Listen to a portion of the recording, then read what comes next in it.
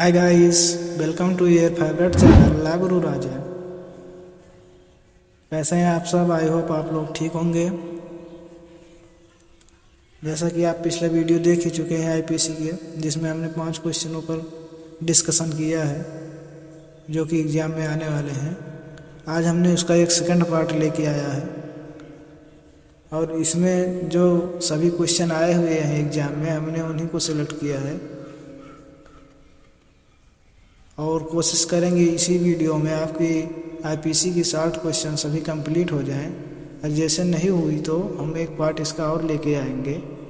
प्रयास करेंगे कि इसी में कंप्लीट हो जाए, बाकी देखते हैं। चलिए स्टार्ट करते हैं। प्रयास को परिभाषित कीजिए। अटेम्प्ट की डिफिनीशन लिखनी है।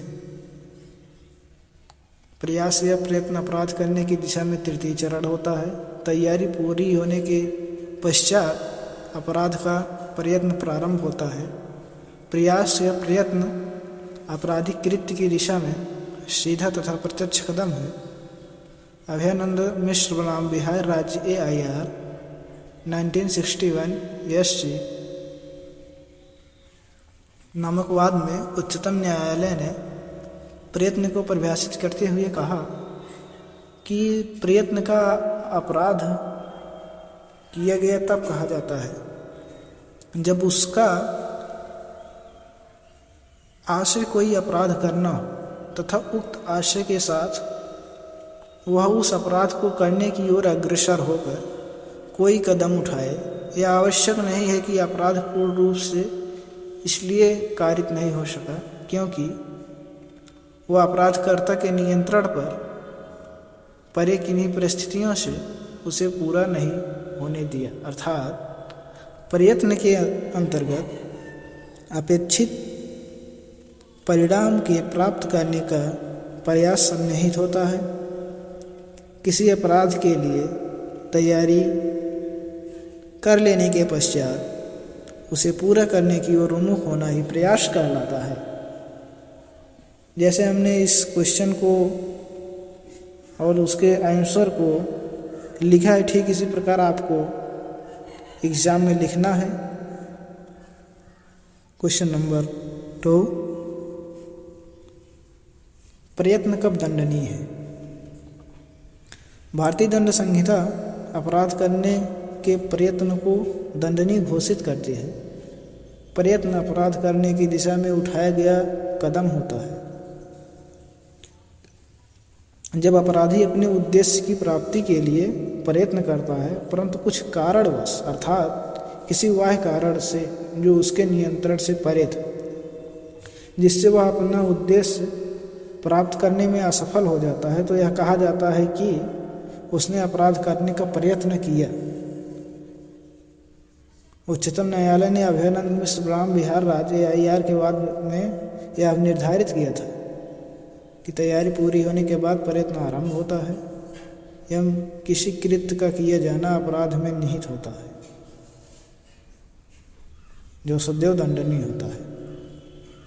क्वेश्चन नंबर अगला, मात्र तैयारी कब दंडनीय है? आशय तथा तैयारी सामान्य रूप से दंडनीय नहीं है परंतु निम्न परिस्थितियों में यह दंडनीय है। पॉइंट नंबर जो 1 है, भारत सरकार के विरुद्ध युद्ध करने की तैयारी करना, भारत सरकार के साथ शांति रखने वाले राष्ट्र में आतंक मचाने की तैयारी करना, कूट सिक्के बनाने की तैयारी करना, डकैती की तैयारी करना, आपराधिक षड्यंत्र के अपराध के लिए तैयारी की पूर्व स्थिति आशय मात्र दंडनीय है।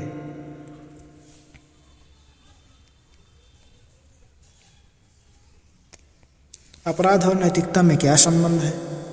अपराध और नैतिकता में संबंध ऐसा माना जाता है कि विधि और नैतिकता एक दूसरे से जुड़े होते हैं, किंतु यह एक आम धारणा है। विधि में मुख्यतः दंड विधि के अंतर्गत समाविष्ट अपराध अनैतिक स्वरूप का होना आवश्यक है।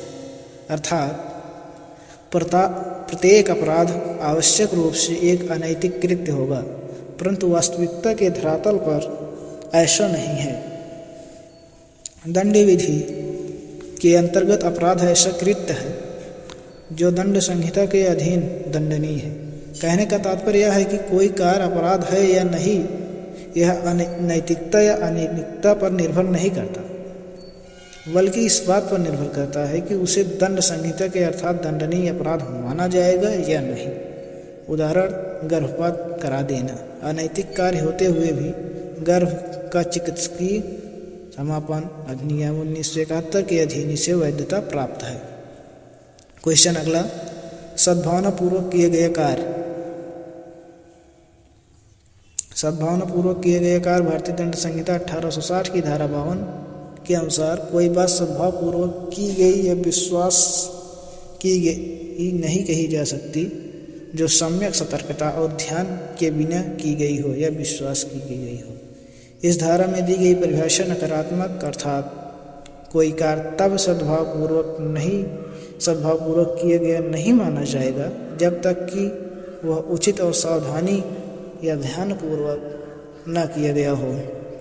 पूनम वर्मा बनाम अश्विनी पटेल 1996 S 322 के बाद में उच्चतम न्यायालय ने यह निर्धारित किया कि यदि कोई होम्योपैथिक चिकित्सक किसी रोगी का इलाज एलोपैथिक दवाइयों से करता है जिसके लिए वह क्वालिफाइड नहीं है और इसके परिणाम स्वरूप रोगी और अधिक गंभीर रूप से बीमार पड़ जाता है, तो ऐसी दशा में उक्त होम्योपैथिक चिकित्सक का कार्य सद्भावनापूर्वक किया गया नहीं माना जाएगा, अपितु उसे असावधानी और दोषपूर्ण माना जाएगा। प्रश्न संख्या अगला, अपराध के लिए प्रतिनिहित दायित्व से आप क्या समझते हैं? What do you mean understand by vicarious liability in crime? इसका आंसर जो है अपराध के लिए प्रतिनिहित दायित्व, आपको हेडिंग बनानी है। उसके बाद आपराधिक विधि में साधारणतः आपराधिक दायित्व उसी व्यक्ति पर होता है जिसने वह अपराध कृत्य किया है, न कि उसके बजाय उसकी ओर से किसी अन्य व्यक्ति को। प्रतिनिहित दायित्व का सिद्धांत अपकृत्यों के लिए प्रायः लागू किया जाता है, जिसके अंतर्गत विशेष परिस्थितियों में अपकृत्यकर्ता का दायित्व उसकी ओर से कोई अन्य तीसरा व्यक्ति वहन करता है। जैसे सेवक के अपकृत्यों के लिए मालिक का दायित्व होता है, फॉर एग्जाम्पल। परंतु यह सिद्धांत अपराध विधि में लागू नहीं होता, अतः अपराध के लिए सामान्यतः उसी को दंडित किया जाता है जिसने अपराध कारित किए हैं, न कि उसकी ओर से कि किसी व्यक्ति को। इंग्लैंड की दंड विधि में भी प्रतिनिहित दायित्व के सिद्धांत को नहीं अपनाया है, केवल अपवाद के रूप में निम्नलिखित दशाओं में सेवक द्वारा किए गए अपराध आपराधिक दायित्व उसके स्वामी पर होगा। जैसा पहला जो है सेवक द्वारा प्रकाशित किए गए अभिलेख के लिए आपराधिक उसके स्वामी पर होगा।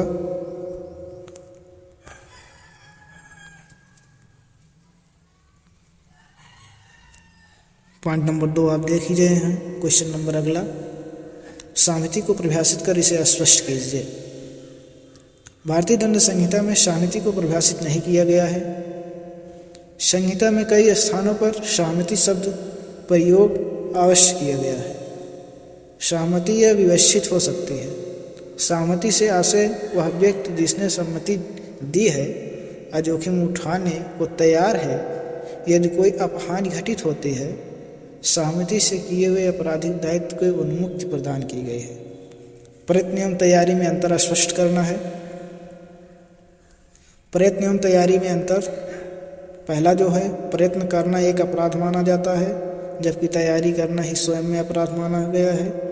सेकंड पॉइंट जो है, प्रयत्न तब कहा जाता है जब किसी अपराध करने की चेष्टा की जाती है। साधन जुटाना या उपायों की व्यवस्था करना तैयारी है। किसी अपराध को करने के लिए साधन जुटाना या उपायों की व्यवस्था करना तैयारी है। अपराध को करने की चेष्टा की जाती है, साधन जुटाना या उपायों की व्यवस्था करना तैयारी है। पॉइंट नंबर 3 है, संहिता अपराध करने के प्रयत्न को तैयारी दंडनीय घोषित करती है, जबकि संहिता सामान्यतः अपराध की तैयारी करने को दंडनीय अपराध नहीं घोषित करती है। कूटकरण, संदोष अभिलाभ एवं संदोष हानि पर आपको टिप्पणी लिखनी है। कूटकरण जो है भारतीय दंड संहिता 1860 की धारा 28 में कूटकरण की परिभाषा दी गई है, जिसके अनुसार जो व्यक्ति एक चीज को दूसरी चीज के सदृश इस आशय से निर्मित करता है कि वह उस सदृश से प्रवेशना करे या यह संभाव्य जानते हुए करता है कि तद्वारा परिवेशना की जाएगी, वह कूटकरण करता है। यह कहा जाता है, इससे स्पष्ट हो गया है कि धारा 28 के अनुसार कूटकरण के लिए आवश्यक नहीं है कि नकल ठीक वैसी ही है। जबकि कोई व्यक्ति एक चीज को दूसरी चीज के सदृश कर दे और सादृश्य ऐसा हो कि तद्वारा किसी व्यक्ति को प्रवंचना हो सकती है, से जब तक कि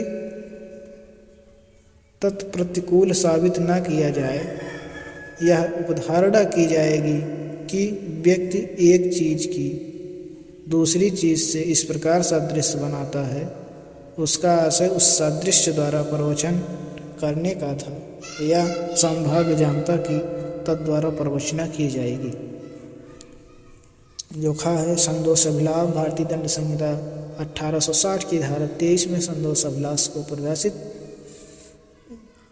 किया गया है तथा साथ ही साथ संदोष अभिलाष प्राप्त करना, संदोष हानि उठाना भी परिभाषित किया गया है। संदोष का तात्पर्य किसी पक्षकार के विधिक अधिकार के प्रतिकूल प्रभाव डालना, जबकि संदोष अभिलाष से तात्पर्य है किसी संपत्ति का अभिलाष। दूसरा, जिसका अभिलाष प्राप्त करने वाला व्यक्ति वैध रूप से हकदार नहीं है।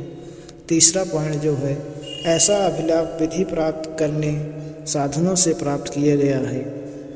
संदोष अभिलाष में संपत्ति को संदोष अर्जित करना तथा उसे संदोष रखे रहना दोनों ही शामिल है। संदोषहानि का अर्थ किसी व्यक्ति को अवैध तरीके से उसकी संपत्ति से वंचित कर देना तथा इसमें किसी व्यक्ति की संपत्ति अवैध रूप से रखे रहना भी शामिल है। दूसरे शब्दों में संदोषहानि से तात्पर्य इसी संपत्ति की हानि, किसी व्यक्ति को संपत्ति की हानि हुई हो, वह उसका वैध रूप से हकदार हो तथा हानि विधि विरुद्ध साधनों से कारित होनी चाहिए। प्रेमनाथ बनर्जी बनाम राज्य 1866 के बाद में यह निर्धारित किया गया था।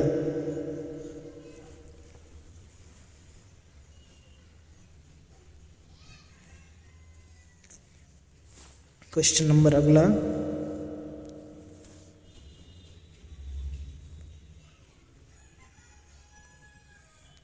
सामान्य आशय से आप क्या समझते हैं?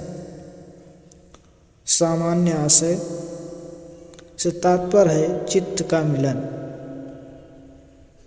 जब कई व्यक्तियों को किसी कार्य को करने में उस कार्य का आशय की जानकारी हो तो कहा जाएगा उनके चित्त का मिलन है। अतः सबका सामान्य आशय है भारतीय दंड संहिता की धारा 34 में प्रावधान किया गया है। इस सामान्य आशय को अग्रसर करने में कई व्यक्तियों द्वारा किए एक कार्य अथवा जबकि कोई आपराधिक कार्य कई व्यक्तियों द्वारा अपने सबके सामान्य आशय को अग्रसर करने में किया जाता है, तब ऐसे व्यक्तियों में से हर व्यक्ति उस कार्य के लिए उसी प्रकार दायित्व के अधीन है मानो वह कार्य अकेले उसी ने ही किया हो।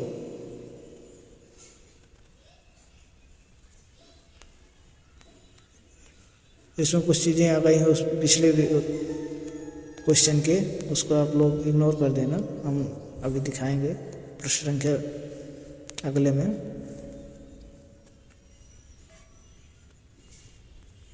कपटपूर्वक को परिभाषित कीजिए।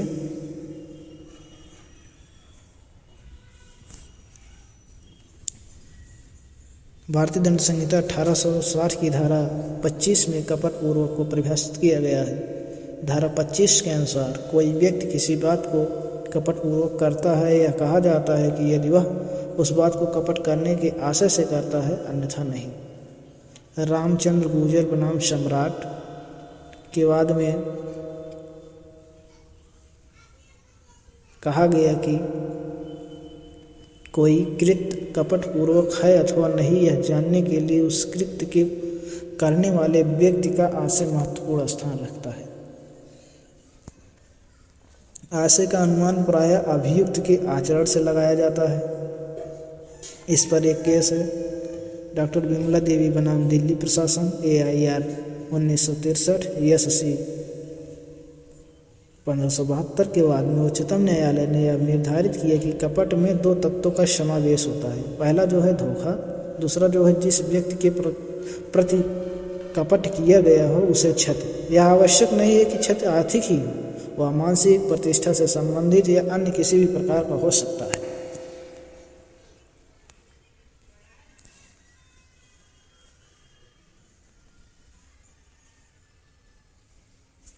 एक केस और उसी पर है।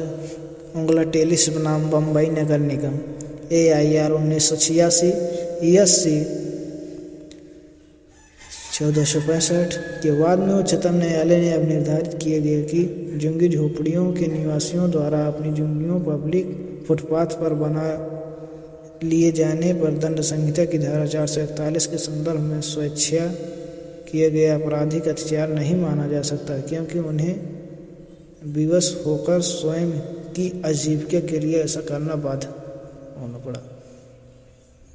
दस्तावेज एवं इलेक्ट्रॉनिक अभिलेख में क्या अंतर है?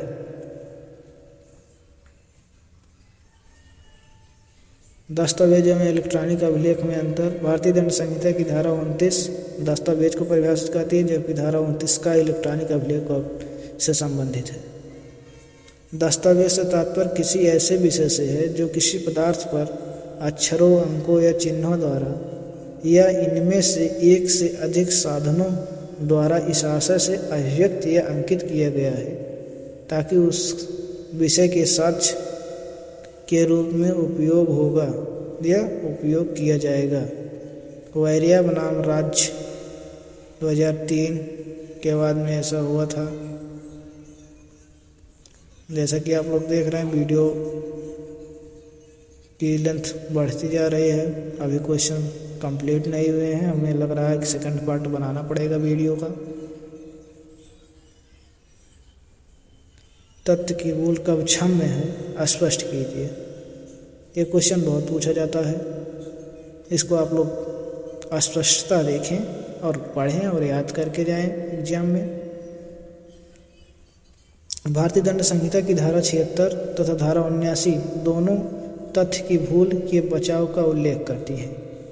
इन दोनों धाराओं में मुख्य अंतर यह है कि धारा 76 में कार्य करने वाला व्यक्ति तथ्य की भूल के अंतर्गत यह समझता है कि वह प्रश्नगत कार्य करने के लिए बाध्य है, अर्थात यह समझता है कि वह विधि द्वारा आबद्ध है, बाउंड ऑफ लॉ। जबकि धारा 79 के अंतर्गत बचाव का दावा करने वाला व्यक्ति तथ्य की भूल के अंतर्गत सद्भावपूर्वक विश्वास करता है कि वह प्रश्नगत कार्य करने के लिए विधि के अंतर्गत प्राधिकृत था, अर्थात प्रश्नगत कार्य करना विधिता औचित्यपूर्ण था, अर्थात दोनों धाराओं में कार्य करने वाले व्यक्ति का आशय सद्भावपूर्वक होना चाहिए।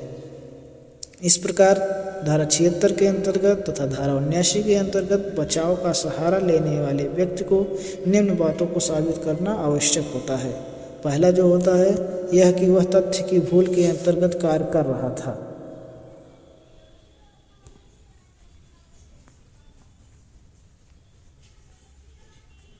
दूसरा जो है यह कि वह तथ्य की भूल के अंतर्गत सद्भावपूर्वक यह विश्वास करता था कि वह प्रश्नगत कार्य करने के लिए बाध्य था।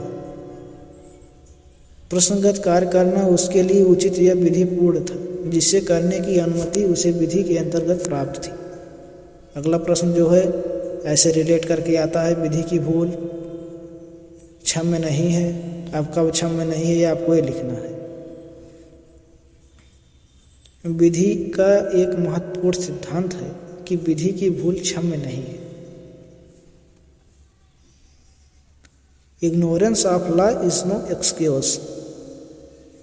प्रत्येक नागरिक से देश की विधि की जानकारी की अपेक्षा की जाती है।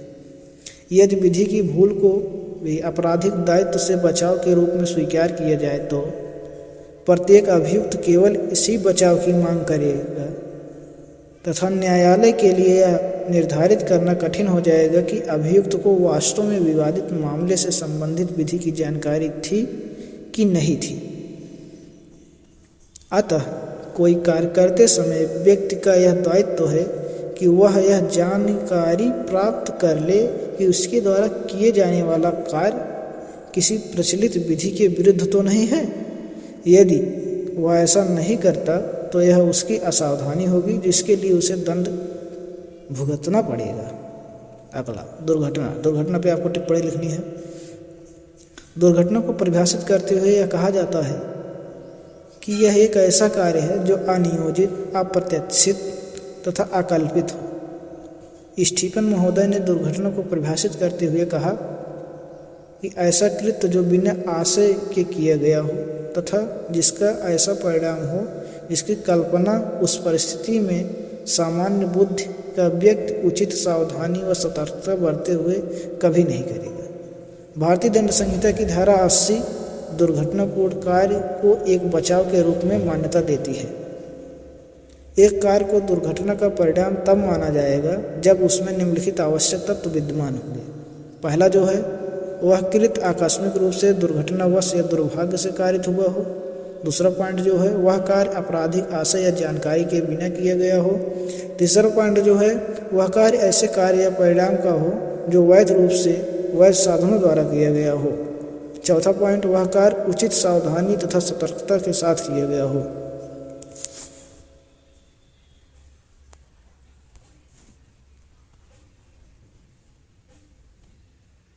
इस पर एक केस आया, साकिर खान नाम, क्राउन AIR, 1931 लाहौर। 54 नामक वाद में शिकारियों का एक दल शिकार पर गया था।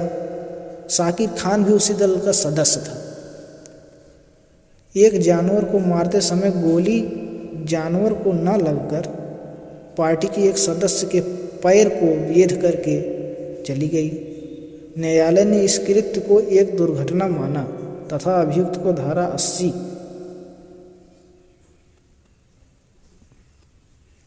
के बचाव को स्वीकार किया। शिशु का आपराधिक दायित्व, क्रिमिनल लाइबिलिटी ऑफ चाइल्ड। भारतीय दंड संहिता की धारा 82 के अनुसार कोई भी बात अपराध नहीं है जो 7 वर्ष से कम आयु के बच्चे द्वारा की गई है।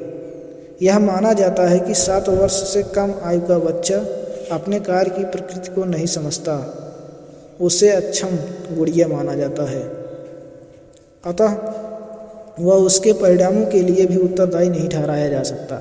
7 साल के से कम उम्र के शिशु पर यदि कोई आरोप लगा दिया जाता है तो उसके उत्तर पर में यह पर्याप्त होगा कि वह 7 वर्ष से कम है। धारा में प्रयुक्त शब्दावली 7 वर्ष से कम विवाद का विषय रही है, क्योंकि इसके बाद वाली धारा 83 7 साल के ऊपर के शिशुओं के संबंध में उपबंध करती है। न्यायालय और विद्वानों का यह निश्चित मत है कि 7 साल से कम शब्दावली से तात्पर्य 7 साल तक से है, क्योंकि दंड विधि के अंतर्गत निर्णय का यह मान्य सिद्धांत है कि संदेह का लाभ सदा अभियुक्त व्यक्ति को दिया जाना चाहिए। धारा 83 के अनुसार कोई बात अपराध नहीं है जो 7 वर्ष से ऊपर तथा 12 वर्ष से कम आयु के ऐसे शिशु द्वारा की जाती है जो समझ की परिपक्वता के अभाव में अपने आचरण की प्रकृति और परिणामों को समझने में असमर्थ हो। धारा 82 में जहाँ शिशु को पूर्ण उन्मुक्ति प्राप्त हो, वहीं धारा 83 के अंतर्गत यह उन्मुक्त सतर्क बता दी गई है, अर्थात 7 साल से ऊपर तथा 12 वर्ष से कम उम्र के शिशु भी आपराधिक दायित्व से मुक्त रखा जा सकता है। यदि यह साबित हो जाए कर दिया जाए कि उसमें पूर्णतः समझने की शक्ति का अभाव था, यानी कि वह अपने कार्य की प्रकृति को समझने में पूर्णतः असमर्थ था। ठीक इसी प्रकार अगला क्वेश्चन आप लोग देखेंगे। भारतीय दंड संहिता की धारा 90 में वर्णित सहमति जिसके संबंध में यह ज्ञात हो कि वह भय या भ्रम के अधीन दी गई हो, इसी पर आपको विवेचना करनी है। भारतीय दंड संहिता की धारा 90 में स्वतंत्र सहमति से संबंधित बातों को विस्तृत वर्णन किया गया है, जिसमें स्वतंत्र सहमति से तात्पर्य है कि ऐसी सहमति जो बिना किसी प्रकार की कपट अथवा भय दी गई हो। धारा 90 में उन परिस्थितियों का वर्णन है जिनमें सहमति को स्वतंत्र सहमति नहीं माना गया है, अतः इनके आधार पर किसी अपराध से बचाव प्राप्त नहीं किया जा सकता। ये परिस्थितियाँ निम्नलिखित में से कोई हो सकती हैं। जैसे पहला, किसी भय के अधीन दी गई सहमति। दूसरा, किसी तथ्य के भ्रम के कारणवश दी गई सहमति या कपट द्वारा ली गई सहमति, विकृत चित्त द्वारा ली गई सहमति। आप लोगों को इसका हम PDF प्रोवाइड करेंगे। वीडियो काफ़ी लंबा हो जा रहा है, अगला वीडियो में हम इसको कंप्लीट कर देंगे आपके IPC के क्वेश्चन।